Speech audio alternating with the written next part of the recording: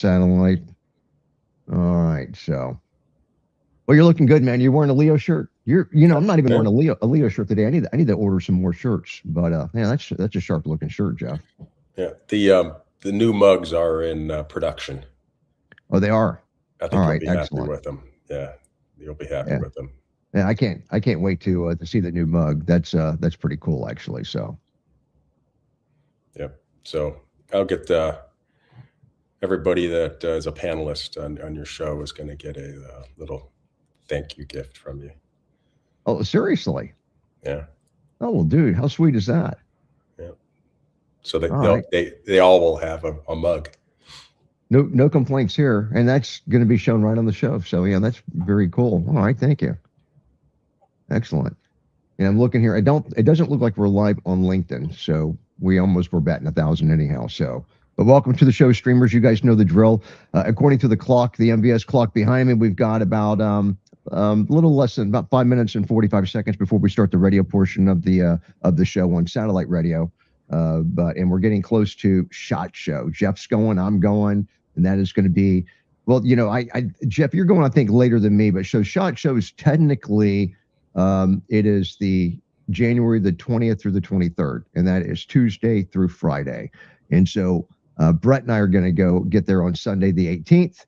And Monday is a shooting day at the ranges, which I haven't arranged that yet. I need to get on it and make sure I can get some range days in if that's possible still. And then we're planning on doing live broadcast Tuesday through Thursday. I have reached out to the SHOT Show personnel a week or maybe over a week ago. I'm still waiting on the response back, asking for Ethernet capability for our equipment because it's all Wi-Fi, which is going to create an issue for us because some of the stuff we have just needs Ethernet. I suspect there may be a workaround. They probably have a device that will act as a hub. You could probably do a Wi-Fi connection and you could probably plug into it via Ethernet. But I don't know. It'd be nicer if they just had an Ethernet connection for us to use, and I'll bring a hub and I can attach multiple devices to it. But so we'll see. Anyhow, so barring any technical difficulties, we should be doing live shows Tuesday, Wednesday, and Thursday. So I can't wait. Should be good. And meeting people on the floor and stuff, and people trying to get on the show and stuff. It should be a little exciting. But our shows could be at 9 o'clock in the morning, which I know is not hard for you, Jeff, but that's definitely going to be different for me because I'm going to have to start my day pretty early, because right now it's like 12 noon where I'm at, so that's a little bit different. So, Yeah, that'll actually be like sleeping in for me. yeah. Well, yeah, I have 3 hours time difference for me. So, your weekend was good. Your 5-day holiday that was kind of nice, wasn't it? Yeah, it was nice. I really enjoy having my son home from school and spending time with him. And I got him. He loves flying. He aspires to go to a military academy Wow. and be a pilot. And I went and bought him a real nice leather A flight pilot jack. leather flight jacket. Yeah, Wow. and Really? he's over the moon. He loves the thing. So yeah, he's Yeah, really happy with that. I love those I love those jackets. I actually have one. I won't part with it. It's a really nice one. They have the ones that have the wool cuffs, at the bottom of the leather, and mine's leather all the way down and snaps closed, which I like. So, but yeah, and those are warm. So, Yeah, it, he likes it. He has just like you described the collars. He has that up on the oh yeah. the around. He's like, wow, this is almost like a pillow. And I said, you won't be wearing that thing in school. He'll fall asleep in class. But And we had a good day, a good time. So really a lot of different things, with family and friends and stuff, and then had the neighbors over. The last Friday of the month, I have the neighbors. It's like a block party without the block. So I invite selected neighbors to come over, and we break open the bourbon, and I play bartender. And so we did that on Friday. So that was like the day after Christmas. It was kind of cool, That was probably the most fun that I had, and we were with some other people for some of the other days and stuff. But then a lot of fun. So yeah. So and for New Year's, things change, as you get older. So but when when I was younger, had to go to, the club or go somewhere where I'm a big food guy. So I always wanted to go somewhere where I could eat. And then there was a venue for entertainment either there or like real within walking distance, right? Like on the roof or whatever. But now I think we'll either, be home or we'll go to like a local restaurant and sit at the bar and just eat there for like New Year's. So, and it won't be at midnight. It'll be before midnight. Yeah, I'll be in bed probably by 9:30. Oh yeah. Yeah. Yeah. But when you were younger, I bet you could tell some stories. I actually generally worked. New Year's Eve was a big night in Los Angeles. Well, I'm talking. I mean, when I went out, it was before work. Yeah, when I was working, it was. I mean, yeah. How many New Year's Eves did I have off of work? Not many. So yeah. Yeah, I was always working, and it's in Los Angeles. It's kind of customary. Everybody go out and fire their guns in the air, and we don't always take shelter underneath a bridge or in a parking structure or go back to the station. Then they thought, well, we need to put together a gunfire suppression task force and have officers out there. And then we had off-ball shootings go through the roof on New Year's Eve. And they thought, well, we might want to rethink this idea. Did they find out that it was the cops actually pulling the trigger and shooting? No, actually, the cops are pretty good. We behave ourselves, but a lot of these communities, they fire away, and everything that goes up must come down. So make sure you're under something. All right. Well, look, I'm starting the music, guys. We're about 10 seconds out from going satellite radio. So here we go.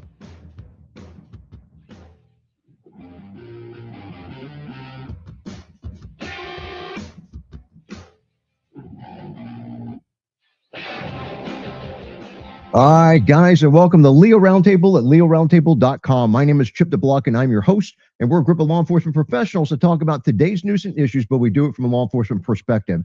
And you recognize them. Yeah, we've got former LAPD Commander Lieutenant Jeff Winninger on the show, also author of, you got some good news. You want to open up that mic and share the good news about your book, Jeff, but author of the book On Thin Ice at onthinicebook.com. And I know you sent a little thing out over the weekend about your placement for under the law enforcement category. So share that with us, please. Yeah, actually, I woke up Christmas morning and I just happened to check Amazon, and my book was number 5 on their Amazon bestseller list for law enforcement books. And I was in some pretty good company. So that was quite a surprise. I was quite happy about that. Yeah, and that's pretty impressive. And how long's your book been out now? Was it September? September 16th it came out, so it's only been it's got some staying power. You have the people initially that are interested in buying it, but it seems to be gaining some traction. And I also just found out that the book has been incorporated into an undergraduate criminal justice course, and it's Ethical Foundations of Modern Policing: The Peelian Principles. That's the name of the course. And they've been now incorporating my book as a mandatory reading for the class. How cool is that? All right, I love it. And hopefully, every student will be required to purchase the book for the curriculum. So, yeah. All right, good deal. Good deal. Hey, so thanks for being on the show, Jeff. Appreciate it. Hey, a shout out to our sponsors, guys. Please support our sponsors. They go to great lengths to bring this quality content to you. Our title sponsor is Gulls at Gulls.com. We also have our satellite sponsor, CompliantTechnologies.com. Also, AeroPrecisionUSA.com. Our arms sponsor, we have GunLearn.com, MyMedicare.live, SafeGuardRecruiting.com, our streaming sponsor. And thanks to them, we're streaming to over 1 million followers right now on social media. Also, TwoBells.com. They built a new online store at LeoRoundtable.com. And because Jeff's on the show today and he's got a special connection with Two Bells, we're going to be doing a Two Bells giveaway today. So in order to enter that contest, type in the number 2, the letter B for Bell. Give us your email address so that if you win, I can send that $20 digital gift card to you. And you also get a free coffee mug. Now, I'm going to show you the one that I have, but there's a new and improved coffee mug that Jeff has told me about that's in production right now. I suspect, is that the one they're going to get? The new one that's actually bigger and better? Yeah. It is. Okay. Yeah, so moving forward, they'll be getting the new one, and it'll be larger. It's still going to be black, but it'll be larger, and it's going to have the LEO on both sides. So whether you're left-handed or right-handed, love it. Got it. So yeah, so just type in the number 2, the letter B, as long as you haven't won that prize in the last 90 days. Also, fishorlandobass.com. You know, Zach has got a bass fishing charter in Orlando. Next time you take the wife, the kids, or the grandkids to Disney, drop them off, give them the credit card or a lot of cash, and then go hook up with Zach and do the bass fishing charter with fishorlandobass.com. Or if you're feeling more adventurous, Zach has also got the alligator hunting option. You can catch and relocate the wild Florida alligator. It's a great opportunity. Also, a shout out to Brian Burns for the Tampa Free Press at TampaFP.com. Thanks for carrying their content, Brian. And Reed Dietrich with formerlawman.com. And also Travis Yates with lawofficer.com. Thanks to all those entities for helping make the show happen. All right, guys, here's what we're going to be talking about. RVM News, they've got these big cities are now on high alert for New Year's Eve terrorist attacks. So we want to make sure everybody keeps your head on the swivel. And I got to admit, it kind of affects where I really want to go for New Year's Eve, too. We're going to talk about that first. Also, body cam shows the tense moments between it's in Nashville. It is an MMPD police officer and then a Tennessee Highway Patrol trooper during Speaker Sexton's dignitary detail. Video attached to that. Then we got the shooting of Bridgeport suspect that stabbed an officer in the neck is justified. We had actually previously covered that. It's been a while, and we're going to cover it again. And now, of course, I took them this long to clear the officer, which is just amazing to me. Then we have another video, trooper dragged from I was going to say his car. I would be wrong, though, from her car, and the car stolen by the bad guy. This is a trooper, a female trooper. We're going to talk about how that happened and whether there's any surprises. A judge orders 31 unqualified NYPD rookies to be reinstated after attempted firing. Oh, they were fired. Wait till you hear what some of these guys have done. Oh my gosh, it's just crazy that they're getting their jobs back. And then we got Springfield police released body cam of a taser incident that left a suspect dead. You know, in the article, I kind of read where they kind of blamed the taser for it, but it was, you know, the taser was just the the catalyst, but you know, it didn't cause the death. You know, that the concrete face plant, I think went a lot further to cause that. But hey, it's all about being compliant, right? So if you're ready, Lieutenant Jeff, let's go ahead and start with the first main topic. They have a tendency to be a little bit deeper. RVMnews.com, which stands for Red Voice Media News. These big cities are now on high alert for New Year's Eve terrorist attacks. Listen to this. Now, we've got some recent intel. We've got some guys, you know, the FBI has been doing a jam-up job. I tell you, they're getting their name and their reputation back. The officials in Chicago and New Orleans are moving to heightened security measures ahead of New Year's Eve celebrations following the disruption of multiple suspected terror plots in recent days, which we've covered on the show, prompting warnings that large public gatherings remain vulnerable to both foreign and domestic extremist threats. Now, even though this article is really touching on Chicago, New Orleans, and it touches on LA, where Jeff is from, Los Angeles, this really goes for anywhere in the United States where you're going to have a huge gathering of people, especially if it's a soft target. So in Chicago, city officials have identified New Year's Eve festivities, including the annual fireworks display at Navy Pier, as a potential target for terrorism, and they're taking appropriate measures to deal with that. Authorities cited the risk of car ramming attacks, which we've been seeing more frequently now, the potential of using unmanned aerial systems as ongoing concerns. That was interesting. Consistent with tactics used in past attacks with domestically and attacks abroad. Then we go into New Orleans. Officials have requested heightened security ahead of New Year's Eve and the Sugar Bowl, following the arrest of a former U.S. Marine that was linked to alleged interstate threat involving firearms and body armor. And of course, that guy was Micah James Legnan, 28 years old. And they also talk about the Turtle Island Liberation Front. They had stuff going on with LA and then New Orleans and stuff. And these guys are just, they're all over the place and ISIS inspired. So you really don't know how far out they plan and what the potential targets, are going to be. So that said, any surprises here, Jeff? I know LAPD was kind of brought into the mix on this, but any surprises, any advice for a law enforcement family out there? Well, really, it goes without saying that these types of events, especially on New Year's Eve, are potential targets, and that not only law enforcement, but anybody that plans to attend needs to be on heightened alert. And I would suggest that anybody that goes to attend these events where there's a lot of people, and especially the ones where there tend to be more open air areas, um, have a plan, have your Yeah. head on a swivel, be looking the ingress and egress routes, have a location where you'll plan to meet up if something happens, those sorts of things. Have an idea if you have the ability to carry concealed firearm. Um, what run scenarios through your head. So if something happens that it's not in the moment that you're making split-second decisions, you've actually run similar scenarios through your head, so you've already practiced it, so to speak. Those are the things that you need to be doing. Don't live with your head in the sand. We live in very trying times. Probably have no higher risk of potential terrorist, whether it's domestic terrorism or international terrorism here within our borders.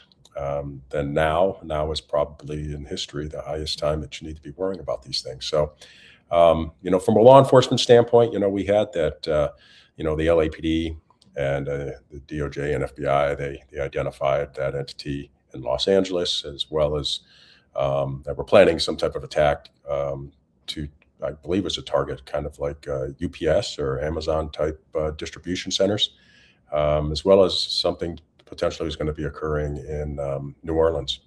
So none of this should be a surprise. The reality is you have to work with, the local, state, federal, as well as international entities and corporate entities um, to identify and hopefully obtain information. And it's basically called data fusion, where you're going through it and you're finding what's credible, what's not, and seeing what story it's painting for you, so you can take the measures from an intelligence side and then go into the counterterrorism measures to prevent things from occurring. But it shouldn't be a surprise to anybody. But I'd also encourage people to be confident in law enforcement's ability to identify and prevent these things from occurring. I think some lessons have been learned in the past, and don't allow it to make you feel like you need to be home, secluded in the four walls of your Yeah. residence. So.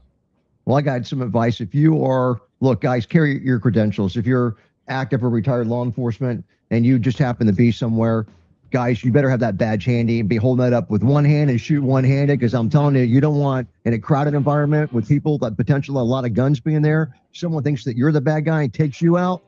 Think about that. Commercial break. We'll be right back.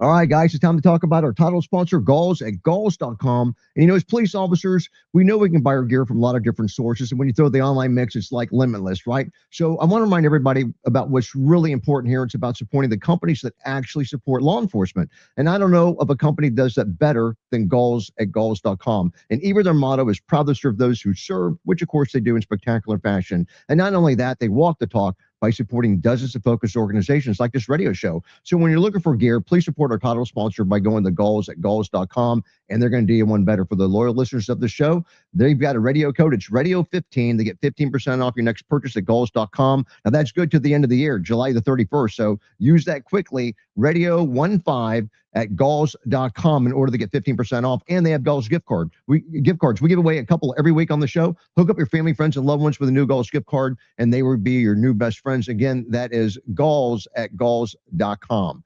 And now we're going to be talking about Compliant Technologies at CompliantTechnologies.com. They're committed to providing non-lethal solutions to help officers gain the upper hand safely and rapidly in a humane, low-optics manner, utilizing what they call their CD3, which stands for Conductive Distraction and De-escalation Technology. Now, their flagship product, we all know by now, it's called the Glove. I used to say it's helped officers tens of thousands of times, but I think there are over 250,000 uses, and there's been absolutely no injuries. The Glove has actually achieved non-lethal status in an arena that predominantly can only offer less lethal results. And when it comes to weapons retention, transitioning to a sidearm or conducted energy weapon, the Glove at CompliantTechnologies.com, they have virtually eliminated weapons confusion. So stay ahead of the game with Compliant Technologies and the revolutionary CD3 that hundreds of agencies have already turned to nationwide. And friends, take it from me, when it comes to safety, this is one of the most common sense, hands-on solutions that's ever come along. So go to CompliantTechnologies.com today and tell them that Chip and Jeff sent you. Again, that is CompliantTechnologies.com. And please make sure you watch the cool videos, CompliantTechnologies.com. All right, guys, we've got 2 minutes before we come back to the radio portion of the show. And I think we're off to a good start, Lieutenant Jeff. Yeah, you brought up a great point. All law enforcement officers, whether they're active or retired, part of their planning for attending these types of events are thinking about the off-duty considerations. The fact that you don't have a uniform, you're not readily identifiable, you don't have a vest, you don't have a radio, all of those things. And if you're carrying a firearm, you have to take those considerations. And am I going to be identified potentially, erroneously as the bad guy? And you have to take proper measures to address those situations when you're making tactical decisions. So that's a great point. Well, thanks. Yeah, I got to tell you, it scares the crap out of me. I think about it all the time. Whenever I'm in public and I'm thinking about, I always have to remind myself where I'm carrying my gun. Not that I have a lot of places, but I used to go over the ankle, but just as you get older, getting down there and then getting back up, it's just a little bit. Now, in the heat of the moment, you're probably going to not have much of an issue, but it does take you a little longer. So there are I have 2 other locations now that I like to carry that are a lot easier and quicker to get to. But it's important to remember where you're carrying, because, you're going to go instinctively to what you've trained for, what you're used to. So, yeah, if I'm not careful, I could drop down to my ankle and not realize that maybe it's in my pocket or the small of my back, so you always, but I do think about if I do take action, I carry, when I was sworn, I never carried a badge with me. It was always in a car. I knew I could get to it, but the statute doesn't say I have to, and I never did. Carrying a gun was enough. And it's hard enough to conceal that without all this other crap. But now I got to carry, everything and prove who I am and stuff. So here we go. Back to radio.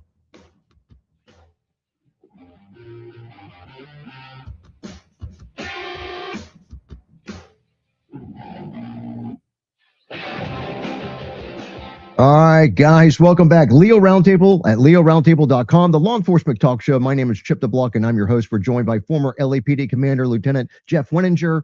And thanks for being on the show, Jeff. We have been talking about New Year's Eve, what's coming up. We primarily were talking about, places like Chicago, New Orleans, and even LA. But really, it's the threats are not just isolated to those entities. If I was a bad guy and wore my bad guy hat, which is cops, real cops wear bad guy hats all the time. We just think like bad guys. And I would go for a venue. I wouldn't go for those. They're going to be looking for it. I would be going for smaller venues that are maybe not going to be as prepared, softer targets. Really is what I'm saying. So everybody. And I'm talking about civilians, off-duty law enforcement, and even on-duty guys. Look, we've had 18,000 known terrorists that have been coming over the border the last 4 years. I mean, guys, it is not a question of if this is going to happen. It's going to happen. The FBI is doing a jam-up job. There is no way that they're going to be able to successfully prevent everything unless God just gives us a gift like that. I don't suspect that that's going to happen. We're going to, these guys have had a while to get their act together. So just head on the swivel, like Jeff said, but plan what you're going to do. Always have a plan, and then have something to prove that you're the good guy as you're taking, action. So we don't want to be doing a story about some, off-duty cop or retired cop that gets taken out, and don't. I'm not necessarily worried about the cops taking me out, which there's a couple of deputies that don't like me that would probably seize the opportunity, but I'm more worried about civilians, these yahoos that are carrying guns that have never been trained, and they just don't think. They see some dude with a gun taking shots at somebody, and they're not smart enough to ascertain whether or not I'm taking care of a lethal threat and I'm a good guy or not. They just see some dude with a gun firing shots, and I've got my back to them, and they just decide to freaking start shooting at me and taking me out. And I'll tell you, if I became aware of some dude just taking shots at me like that, good guy trying to let me tell you, I would return the favor as quickly as I could and neutralize that threat. So, just if you're a good guy carrying a gun and you're not former law enforcement, you got to make sure that, when you're shooting and using lethal force, you please take that extra step to make sure it's a bona fide bad guy. Please. Please. I don't want to. And the key for terrorism interdiction efforts is looking at what's occurring elsewhere in this world. And there was a huge increase of the utilization of vehicles Hmm. to conduct these terrorist attacks. And we saw that start happening here. And we've seen overseas, over in Europe, where these attacks, they're not happening in the large communities. They're happening at small Christmas and holiday parades and things like that. So don't just think because you're in a small community attending something that you're going to be safe because you're not in a Good, large city. It's good like you point. said, you're just as vulnerable and probably even more so because it's a softer target. And now you just reminded me of that. There are still agencies out there, and it just aggravates me so much. Trainings, look, I know you and I are both trainers, and most people that watch the show get it, how important training is. It really depends on the guy at the top. When you have in my experience at least, when you have a guy at the top that has a training background, they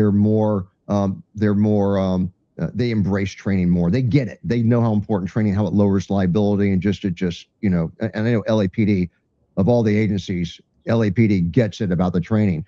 But there are agencies out there that just refuse to have any training shooting at or from a vehicle, including a moving vehicle and occupied vehicles, because there are scenarios. I mean, look, you may not want your cops to shoot out of a car, whether it's stationary or moving, when they're in their cruiser, or at a moving car or at a stationary car. But there are scenarios where it would be. I mean, when you have a lethal force situation, all those rules are out the door. And so there are situations where it is needed. And so that incident you just talked about, where you've got a guy that's using a vehicle because that's the mode of weapon that he's driving a 4,000-pound vehicle down a sidewalk and mowing through people and stuff.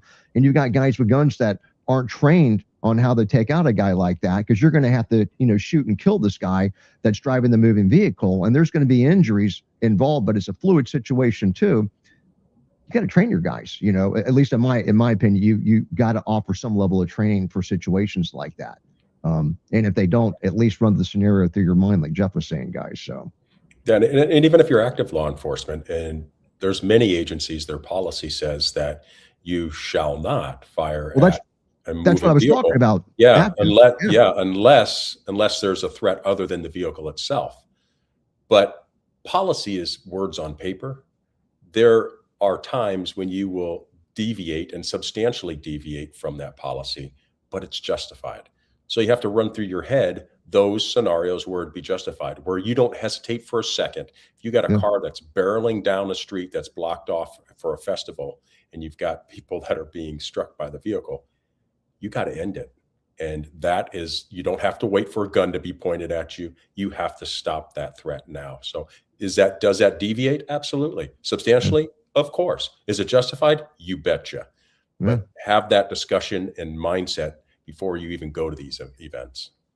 Well, I'll tell you, nothing would make me prouder than to have, a really a rock solid cop that's got a good head on his shoulder and just taking action to save lives. I don't want anything bad to happen on New Year's Eve, but I'm just saying that if something goes down, or maybe before it goes down, have some cop with his head on a swivel just doing what we're talking about. Man, I can't wait to cover that after the first year. So guys, be on your A game. We've got just a minute left before we take our next commercial break. So let me go in and just get through some of this. There is a video attached to this. This is wild. It's been all over the place at rumble.com, our favorite law enforcement video channel called This Is Better. Body cam, it shows the tense moments between it's a Metro Nashville police officer and a Tennessee Highway Patrol trooper during a speaker section's dignitary detail. So here we go. But there is body cam footage of this. And so this Metro police officer pulls over a Tennessee Highway Patrol trooper in a black SUV, and he does his traffic stop back in October. And so that's the way that it starts. And the trooper doesn't want to stop. And so this goes on for several minutes before they finally pull over. And then there's a lot of, then it gets kind of heated. And there's some physical contact. It's pretty interesting to cover. We're going to take our next commercial break, guys. We'll be right back.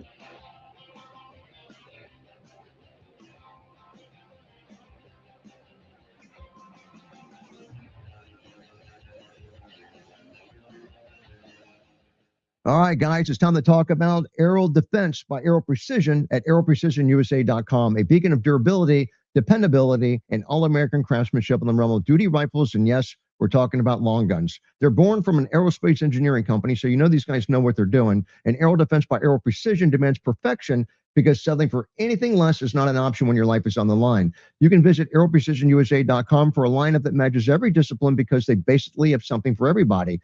And you know, back since 1994, they've been quietly leading the AR builder parts domain, but now they're making waves in the complete rifle arena with the soulless bolt actions. And that's not all. Their M4 E1 Pro and their Mod 4 handguards, they hit the market last year at aeroprecisionusa.com, the embodiments of duty rifle excellence, but they're now being tailored for the civilian customer, which means that now you guys can start getting your hands on the primo stuff. And their M5 AR 308 platform, spectacular. So don't settle for less when you can have the best. Head over to aeroprecisionusa.com.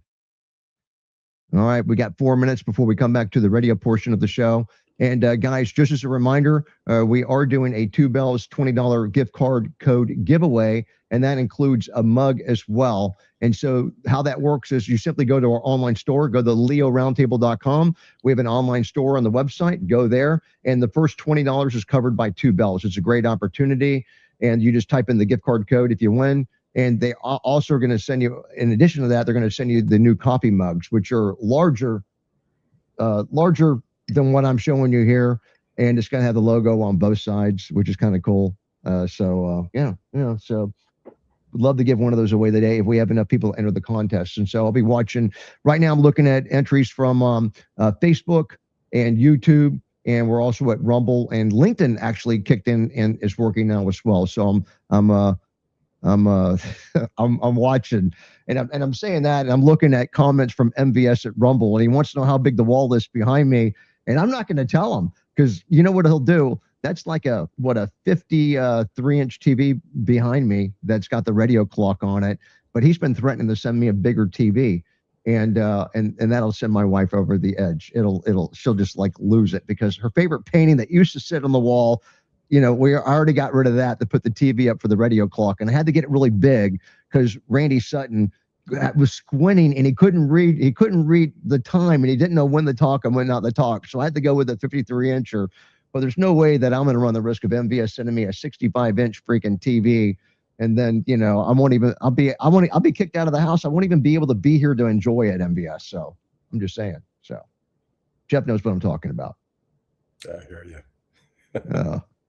So anyhow, so guys, don't forget to type in 2 and the number 2 and the letter B for Bell in order to win that Two Bells gift card giveaway. The first $20 on them. And we got some cool gear in the store. And it may be time to add some more gear. Brett Bartlett came up with a long sleeve shirt. It has the Leo Roundtable logo on the left chest, you know, the round logo. But on the back, he's got those words in white that are printed on the back of that shirt, which is, Brett's really proud of that. So that's pretty good. So I wore that out last night, actually, and I get a lot of attention when I wear that. I wore that in California, and I should have given that. I always carry business cards on me, and some kid was like saying, man, that's a cool shirt. Where'd you get the shirt? And I should have just given him a card, say, I should have told him to go to the website and buy it, but I didn't think about it. But I was trying to downplay me being a cop, you know, but oh well. Hey, you should have business cards with the QR code to the LEO Roundtable store. Hey, you know, that's not a bad idea, actually. I do have the cards with the NFC card reader. You know, if you have an NFC card reader on your cell phone, you can just tap it and it'll pick it up and load up your site. I do have one of those. But that wouldn't be. I need to get a new batch of business cards printed up. So especially before SHOT Show would be ideal. So that's not a bad idea. Yeah, stuff sells. Good stuff. It's good stuff. It looks sharp. You got a great looking logo. Well, yeah, you should ask me who created that logo. You know, I did, obviously, because I'm bragging about it. But I was hiring people to make logos, and I just wasn't happy with anything I saw. And I'm really big into the name. If you can make the name a logo, so where they actually know where to go to find it. You know. So I did that with Leo Affairs, and I made the logo was actually the name of it was leoaffairs.com. You know, my website. So I decided to try to do the same thing, and I just played around, and in Photoshop I got the letters rounded, and it worked, you know. So I was happy with it. So all right, here we go. 8 seconds. I'll see you on the other side.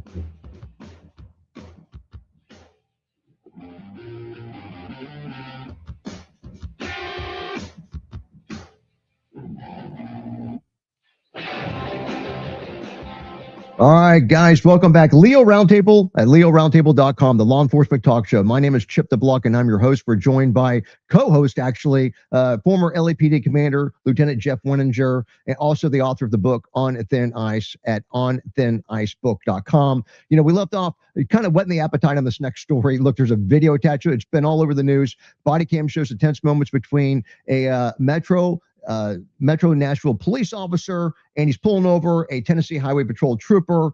And apparently, the House Speaker Sexton, there was some kind of dignitary protection detail going on, or that's what the trooper at least said. And so, this Metro police officer is trying to pull this trooper over, who's driving a huge black SUV, and the guy's not pulling over. So he finally ends up pulling him over. I'm just going to kind of summarize this. And so the trooper hops out of the SUV, and I mean, the cop barely gets out of his car, and they're up there, and the cop actually has to put his hands on the trooper and push him back. And so there's a little touch and go there for a while, and the trooper's asking him, telling me speeding, and the trooper tells the officer tells the trooper he's speeding, and the trooper says, "Look, I'm a trooper." But he doesn't give his ID. The cop repeatedly asks him, "Dude, give me your credentials, give me your ID," because the trooper's in plain clothes, and he's not doing it. He lifts up his shirt at one point. I thought it was like a holster or something, as he's saying he's a trooper, but it was at the bottom of the frame, very hard to see. And then he says that he's transporting House Speaker Sexton, and News 2 got, I guess, an exclusive on the story. They reached out to both agencies. No one was willing to sit down and talk about it. I don't doubt it. So the officer, this traffic stop was done like on a parkway, like the interstate. The trooper was traveling 85 miles an hour in a 55 mile an hour zone. And even while the officer's trying to pull the trooper over, the SUV was flashing at one point blue lights back at the Metro officer behind him. But then it looked like the Metro officer was on the PA system riding beside the trooper, tell him, "Hey, dude, pull over." And so he finally does it. And some of the verbiage, "Hey, get over here," and the trooper responds, "Hey, I'm highway patrol, and I don't care who you are," the officer says, and the trooper says, "Get your freaking hands off me," and the officer says, "You touch me again, I'm going to lock you up, my friend." And that's kind of the way it was going back and forth. So the trooper displayed his badge, they say, and it said, "Meanwhile, dropping a magazine from his side." Not sure what that. Well, oh, you know what? At one point, the trooper did bend down on the ground and pick something up. So that must be what they're talking about. He must have dropped the magazine that was off camera view. Well, that's not too cool. Not that, I mean, it's just like, if this guy wasn't on his A game, maybe, but he said he had Speaker Sexton inside the vehicle, and that hey, we're moving, and he starts to walk away like, "Hey, we're out of here," and the cop says, "No, you're not. Let me see your ID." And then they get in another thing where there's hands on again, and the cop pushes the trooper back against the car, and the trooper still has not pulled out his ID or shown him any of this stuff. He's just saying, "Hey, my badge number so and so, and I'm a trooper," but no ID. So a few minutes later, after it gets physical again, the cop says, "Hey, if you're going to run 85 miles an hour in a 55 mile an hour zone, you need to yield to the police. I don't care who you think you are." And the trooper responds, I am the police." And he goes, "Well, the police are trying to stop you because you're breaking the law." And so it was good commentary going back and forth with these guys. The officers identified themselves by name, and eventually, the trooper finally pulls out his ID, and that's when the officer says, "Dude, like, what's your problem?" And the trooper goes, "I've got business to take care of. We've got places to go." And so the officer at least didn't escalate it past that point, and he says, "That's good. We'll see." And he got enough information at least to let nature take its course. So, but after the stop, it wasn't the police officer that initiated action, as far as we know, against the trooper. It happened the other way around. So the trooper gets in the car back with Sexton, the House Speaker, and apparently Sexton must have said something to the Chief of Staff, Kevin Johnson, who files a citizen complaint report against the officer, whose name is Johnson. That's all we know, Mr. Johnson. And they're saying that even though he wasn't present for the incident, and this is the Chief of Staff for the Speaker of the House, he reported that he was advised by Speaker Sexton that Officer Johnson was out of control and unprofessional, chest bumped the trooper, used profanity, and was jumping in his way so that they were unable to leave. All stuff that I didn't see in the video. So an investigation by the agency now, because now they got to complain on the officer. It says an investigation by a sergeant found that their officer did nothing wrong, explained that he remained calm and professional throughout the stop, and noted that the Tennessee General Assembly was not even in session. And so I thought that was interesting. I got some notes, but I think we pretty much have covered everything. Your thoughts on this, Jeff? When we both have done these kinds of details before, you probably have done, well, you've done probably, I'm sure, more of these than I have. I've done these in my official capacity when I used to work with intelligence, and these, governors would come over from Mexico and working with the Secret Service and all that stuff. But I know the stuff like the back of your hand. So Jeff, what do you think about all this? Well, generally when I worked them, they would be a larger detail. I worked Metropolitan Division, and one of our functions was working with the Secret Service, providing dignitary protection anytime the president, vice president, or first lady came to the city of Los Angeles.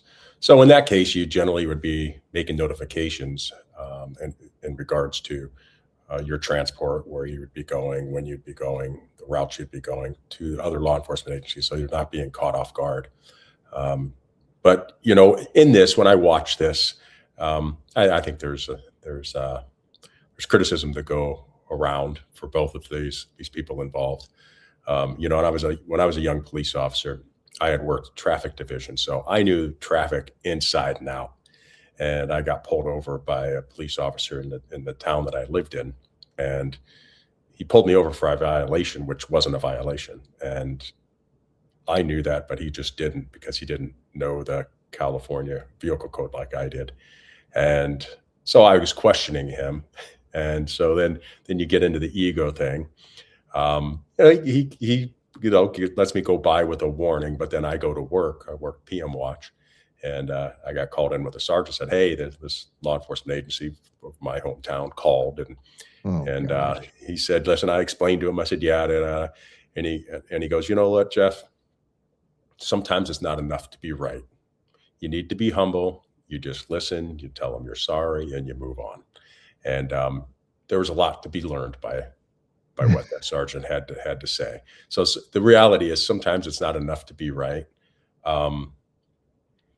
Was this officer who pulled over the trooper right to pull him over? Well, yes. If he was speeding, doing 85 and a 60, absolutely. Were there things that he could have maybe keyed in on, that there may be more to this vehicle than what he initially thought? Waiting for the return on the plate probably would have been helpful. Perhaps asking a question why you have the blue lights on the vehicle as well. Those sorts of things. But in regards to how they both conducted themselves, they both could have improved. And the reality is this: I don't understand why law enforcement agencies have to make a complaint against one another. You handle it as men, and you move on. And if there needs to be a discussion beyond the incident itself, it still should be handled in-house, just the people involved. Well, this no was the formal speaker. Complaints. This was the speaker's office that did the complaining, apparently. Yeah, but I'm sure that the trooper had something to do with it. Well, you know what? It tells me that his version of the story, he was talking, if the windows were up, and I don't know how much the speaker was able to hear, but I'm confident that he gave them a version of the story, well, that was not supported by the videos, because they did an investigation anyhow. So I mean, the troop, when they found out what really happened, despite what he apparently told the speaker, I guess to me it looked like there were two different things. And really, the only thing saving the trooper, because of the fact that it's inconsistent with what you see on the body-worn video, is that he can say, "Well, this was the perception of the speaker. Those weren't my words." Do you understand what I'm saying? So yeah, I just don't know if he'll be. If I was a speaker, I don't know if that guy would be driving me on dignitary details anymore. Right. Yeah. He certainly didn't. There's all kinds of room for improvement on how he chose to conduct himself. This thing could have been very easily resolved, no feelings hurt, and everybody could have gone on their own if that trooper would have conducted himself in a more professional manner. But like I said, the police officer too, there's areas for him to improve upon, but it's just a lesson learned. And, we just got to be careful letting our egos get in the way in how we choose to Oh, conduct yeah. ourselves, especially when we're interacting with other law enforcement personnel. I mean, we need to have a certain level of respect for one another. So yeah, we'll leave it. We'll leave it there. It was. You know, this happens every once in a while. It's not that big of a deal. We had, in Florida, we had, when I had the Leo Affairs website, what blew up was we had and I don't know if I've ever talked about you. We had a female FHP trooper, Florida Highway Patrol trooper, and she pulled over a Miami cop that was going. He was speeding down the interstate, but he was running late for an off-duty job. She pulls him over, and he's still going. He doesn't want to pull over. And then he finally pulls over on the interstate. She gets him out at I think she got him out at gunpoint, and she puts him in handcuffs, and that caused a whole world of hurt that I'll tell you about when we come back from our break. Hey guys, the third break. We'll be right back.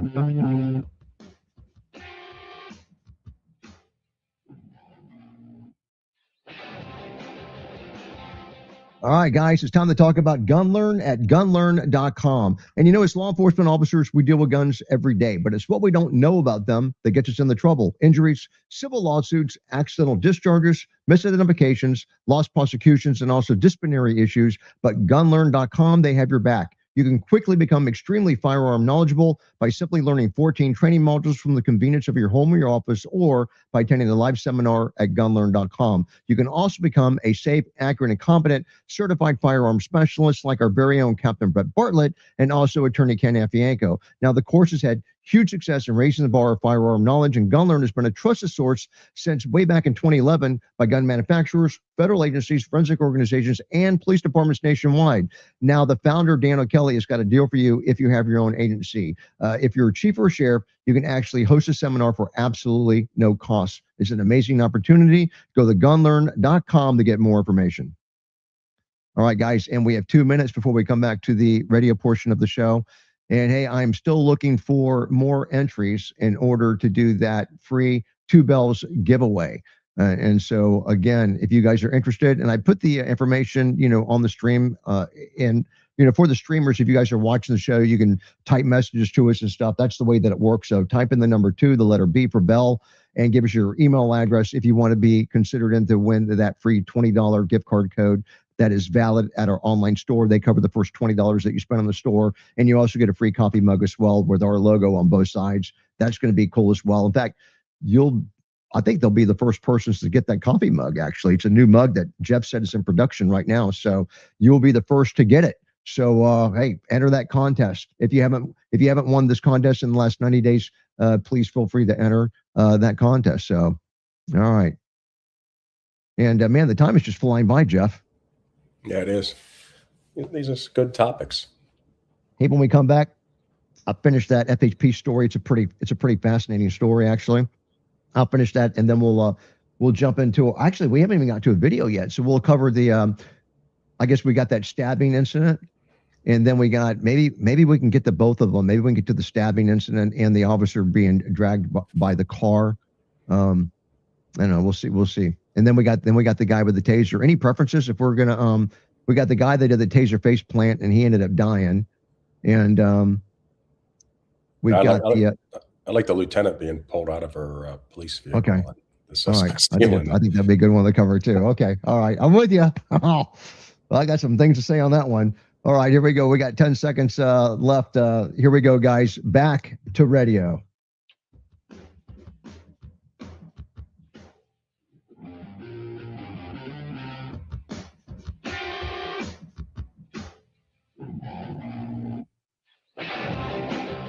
All right, guys, and welcome back to Leo Roundtable at leoroundtable.com, the law enforcement talk show. My name is Chip DeBlock, and I'm your host. We're joined by co-host, former LAPD Commander Jeff Winninger, also author of the book On Thin Ice at onthinicebook.com. We were talking about these officers in Tennessee. We got an officer and an FHP trooper that kind of got into it, and I was talking about in Florida when I had the Leo Affairs website.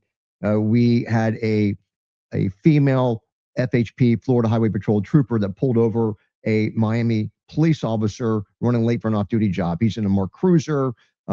He's not running code, but he is speeding. But she wants to pull him over, and if I remember correctly, she did it. There's a video, her dash cam at gunpoint. and she gets him out of the car, and handcuffs him. And all the passing traffic is watching, and she's arresting him, for the speeding.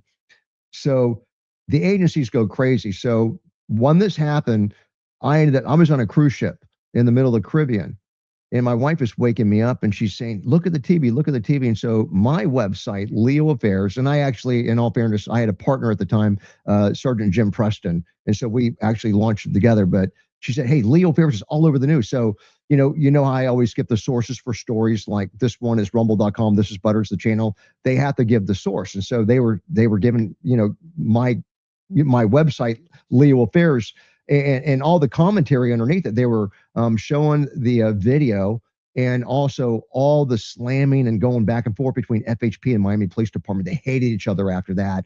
And then a bunch of Miami police officers, they found this trooper's car in front of his house, and they took they took like a trash, truck, and they dumped garbage all over his truck, and just trashed it. I mean, all over his FHP cruiser. It was great. So all this stuff's going back and forth. Well, this female, she had a bunch of officers from Miami that were looking her up in we call it our David system. It's our Florida driver's license system, where you pull people's pictures and find out what their address is. She had people stalking her, following her, and surveilling her. And so all these guys were getting either lost their jobs, or they're getting sued by this female trooper, and they had to pull her off the street for safety because there were so many people that were upset and out to get her and stuff. But it was just, I was watching this thing go down, the story we were just talking about in Tennessee, and I was just hoping that the officer wasn't going to escalate it any further. You got the guy's name if you want to make a phone call or complaint. I never envisioned that the complaint would come from the trooper side, but I'm glad that he didn't escalate it any further, like our female trooper did here in Florida. And she was just an embarrassment. I mean, anyhow, so even though the guy maybe was wrong for speeding, oh my gosh, the decision making she made came back and bit her in the rear end. So, Jeff, if you're ready, we have a story with a video component. If you're ready to cover that, rumble.com. This is Butters, the channel. We'll cover this hopefully real quick. We've covered this before. The shooting of a Bridgeport suspect that stabbed an officer in the neck ends up being justified. So Bridgeport, Connecticut. So this Bridgeport police officer was justified in shooting at a suspect after the suspect stabbed another officer in the neck, according to the Office of Inspector General.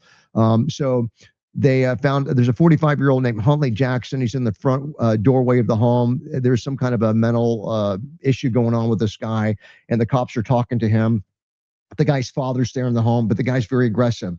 And there's two male officers there, and there's two females, but there's one female officer she's the only one talking. And so she's talking to this guy, and he's saying there's going to be a fight. He's got his hands in his pockets, but the material was so thin, I could see his fingers, and I wasn't too worried about him having he did pull out a folded knife, but I wasn't worried about him having a gun, in his pocket or pockets or anything where his hands were at, just because it was so thin, you could see his fingers. But she did let him keep his hands in his pockets. And so at one point, the other female officer closes this glass storm door, and our female that's in charge, I mean, they got 4 people there, 4 cops. She's calling for more backup. I don't understand all that. Then we got Officer Mary Setti, Cetti, that's her name. She opens up the door. She's using a pocket knife to try to jimmy up, because when they close the door, he locks it from the inside. So now they can't get access to the guy anymore. And so he opens up the door when she's trying to jimmy it, and he comes out, pulls a folded knife out that's closed, has the time to unfold it, and then he jumps on her and he slashes the back of her neck a couple times. And then I believe it's the male officer. I suspected it was the big black male officer that was sitting there. He was a big dude, and he had his arms crossed while they're letting the female do all the talk. And I think that he saved her life, and he did like a double tap and killed the bad and shot the bad guy. And I actually, the bad guy ended up being charged with attempted murder, so he didn't die, but that's the way that happened. I know we just got 4.5 minutes. I want to cover that other story, but what do you think about this one, Jeff? Well, I mean, it's the officers that kind of got to the point where it was a standoff, and absent a crime, I may have just packed up and left, because they were there just because this guy was acting with his Good family point. in a bizarre way, and pushing the envelope to the point where, especially when everything has been kind of tilted against you, got the glass door that's now closed and locked, and I mean, you're really in a bad way about it. So, I could just tell you, hands kill. And I don't know if there was enough attention being played to his hands and them being in his pockets and those sorts of things. But luckily the one officer that responded and actually saved the female officer's life. Yeah. Good on him. Yeah, there's I'm with you because in today's world, police, we don't do things the same way anymore. So what was the threat and the urgency on basically extracting him from his own home is what it looked like, and his dad was there in the home too, and maybe dad called the police, but yeah, I'm glad the male officer. This was like what, over a year ago or about a year ago. I don't know what took so long to clear the male officer. I hate it when it takes this long when it's a justified shoot. I mean, if he wouldn't have done it, we'd have a dead female supervisor. So. But if you're ready, we've got this other police one that you want to watch. We got 3 minutes to cover it. Lawofficer.com. So there's a video attached to this. Trooper dragged from her car, and it gets stolen by the suspect. So newly released video. It's Washington State Police patrol trooper. So the video shows it is a patrol video camera shows the trooper stomping along a roadway. She's sitting inside the patrol car, and she's interacting with the suspect. And this is like on a busy street. So she's sitting in her car interacting with the bad guy along the roadway. And at first, the exchange seems calm. Then the article says that she's speaking to the bad guy through the open driver's side window. Within seconds, it escalates. The suspect lunges towards the trooper, reaches inside the patrol car because she had her window down, pulls her out of the vehicle, opens up the door, and it says that the attack leaves little time for the trooper to react because she's dragged onto the roadway. Well, tactically, that was what the issue was, her tactics. But the suspect steals the police car, leaves her on the side of the road. He's eventually taken into custody in the custody and going to face multiple felony charges. But wow, Lieutenant Jeff. The reality is your car is a coffin, and you don't ever want to be engaging somebody in close proximity to the point where they can close the distance and have the advantage over you, to the point where they can rip you out of the car and then steal it from you. Back on December 22nd of 1996, Mario Navidad, who was an LAPD officer at Wilshire Division, where I was assigned, he and his partner confronted a shoplifter who they approached in the vehicle, got too close, and shoplifter dropped what he stole and came back on the passenger side and shot and killed Mario before he could even get out of the car. So this is something that you have to always be cognizant of, and don't become complacent and feel comfortable sitting in the car. You need to get out when you're addressing people. And I gotta be honest with you, I can just imagine what sort of things they're going to come up with at her retirement party to hide this in her career. This may be, look, sometimes it's not pretty, but this may be a good thing that happened to her because, and I thought I read somewhere that maybe she was a lieutenant. That's sticking in my head because there was like 3 articles I read on this thing, but she's lucky she's not dead. And then to let this guy steal her car. And I don't know if she had a rifle or a shotgun in her car. I don't know what all kinds of access this guy had to her weapons and stuff when he steals her car. Horrible. She's lucky to be alive. And just poor example of police work. Poor. It's going to get people killed. So hopefully she'll learn from this. And more importantly, the people that watch this video, if she worked for me, she would be on the porch for a while after something like that, and there would be mandatory retraining before I put her back on the street. That's a liability. Could you imagine if that happened again and they didn't do anything like that? What the liability that agency would suffer. So it's good sometimes to cover the stuff, even though I know it hurts, and unfortunately she's the one that did it. But so hopefully some good things will come as a result of this. But Lieutenant Weninger, thank you so much for being on the show. And how can guys get more information on your book again?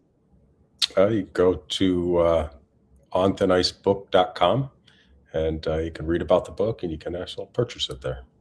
Yeah, I put that little URL on the screen just to help you out there a little bit there. But yeah, on Thin Ice Book, jeffweninger.com as well. And you guys can find him all over LinkedIn. He is a great guest speaker.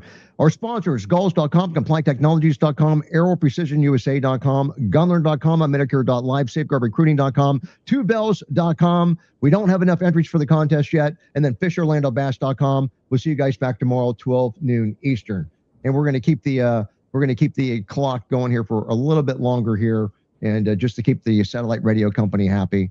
But I don't see enough entries yet. Well, you know what? At the last minute, Sharon has put us over the edge, I think. So let me just go ahead and check here, and look at that. I think we do have a winner. All right. And it's scrolling.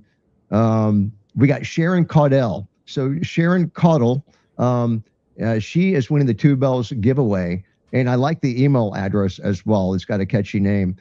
So Sharon, you will be getting that gift card code and the free coffee mug, and you get the first version of this new coffee mug as well. So thanks for watching the show, Sharon. Congratulations. And I'm even going to do a screenshot so that I have preserved the evidence so that I can make sure that I can send this to you at the end of the show. She's happy. Look at that. Look at that smile. So another great show. Final words to our listening audience, Jeff? Well, just everybody be safe out there. We got the holidays, and unfortunately, a lot of people struggle during these times, and just make sure you're taking care of yourself. Agreed. Now, guys, the plan is we're going to be doing live shows for the entire week. And New Year's Eve is Wednesday, New Year's Day is Thursday. That shouldn't be an issue. So we are planning on doing live shows throughout the rest of the week. So guys, please, we have some good stuff. If you thought this stuff was good, these last two videos were pretty cool, but we actually just covered 3 videos in a row. But there's a lot of stuff that's happened over the holidays, and I'm hoping and praying that nothing bad happens over, New Year's Eve. But guys, like we said, keep your head on a swivel. So thanks for watching the show, MVS and everybody over on Rumble. Thank you guys so much. We appreciate the support, and we'll look for you guys back tomorrow, 12 noon Eastern.